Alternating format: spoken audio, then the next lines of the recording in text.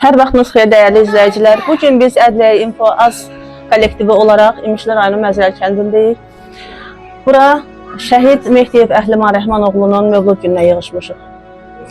Əgər Əhliman sağ olsaydı, bugün onun 24 yaşı olacaqdı. Amma təəssüf ki, o ömrü boyu 18 yaşında qalacaq.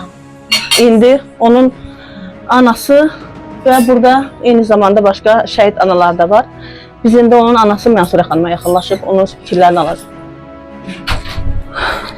Mən şəhid Mehdiyev Əhliman Rəhmanoğlunun anasıyam.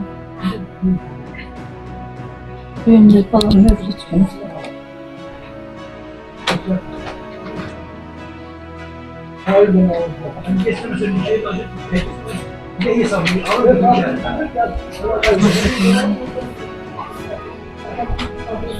Hərbi xidmətə getdiyi vaxtını, şəhid olduğu vaxtını Mayın 17-si bugünkü gün mövlud günü 18 yaşını tamam elədi. İyunun 8-ci günü hərbi xidmətə yola düşdü. Oktyabrın 2-si şəhid oldu.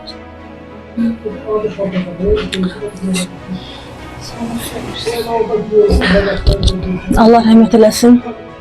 İndi biz başqa şəhid analarına yaxınlaşıb onların da fikirlərini alacağıq. Buyurun, özünüzü təqdim edin. Mən də Hüseynov Eldəniz şəhid, Eldənizin anasıyam. Evin bir dənəsi idi, nişanlıydı. 27-si sentyabr müharibə başladı. Könüllü 29-u sentyabr günü getdi. Oğlum həm də 92-ci ildə şəhid olmuş, əmsinin adını daşıyırdı. Bizdə də iki şəhiddir. Allah səbir versin. Allah səbir versin. Şəhid analarına, Mənzurə bacıma da böyük. Allah səbir versin. Səbir Allah versin. rəhmət eləsin. Buyurun, siz təqdim edin. Ben Şirin Orxanın anasıyam. İki bacının bir qardaşıydı, nişanlıydı. Müharibəyə başlayan kimi çağırış oldu və getdi. Noyabrın birində yapışırdı. Özü hər hissəm Naxçıvanda olmuşdu, orada elədim ama hər hissədə elə PK'daydı. Noyabrın 4'ü geldi. Allah bütün analara, atalara səbir, dözüm versin. Bugün balamızın mevludu mübarək olsun.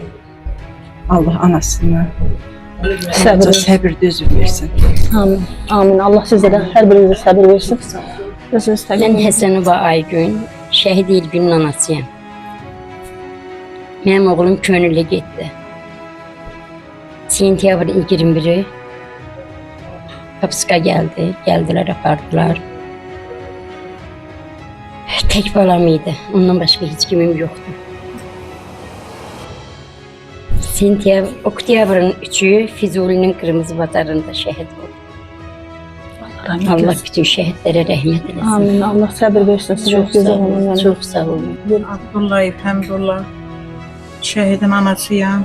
Balam 27 sentyabrda könüllü gedib, balam 20 döyüş bölgələrinin hamısında iştirak eləyib, axırda da Şuşada Zəfər gününə bir gün qalmış, noyabrın 7-si şəhid olub. Allah bütün şəhidlərimizə rəhmət eləsin, ruhları şad olsun, Allah hamımıza səbir versin. Amin. Amin. Allah hər birinizə səbir versin. Allah bütün şəhid analarına səbir versin. Bütün şəhidlər bizim qardaşımızdır, övladımızdır. Allah hər birimizə səbir versin. Eyni zamanda bugün çox qəribə bir gündür. Bugün şəhid Əhlimanın bacısının da ad günüdür. Onların hər ikisinin ad günü eyni günə düşür. Ona görə də bizim hər zaman bir gözümüz gülür, bir gözümüz ağlayır. Allah hər birimizə səbir versin.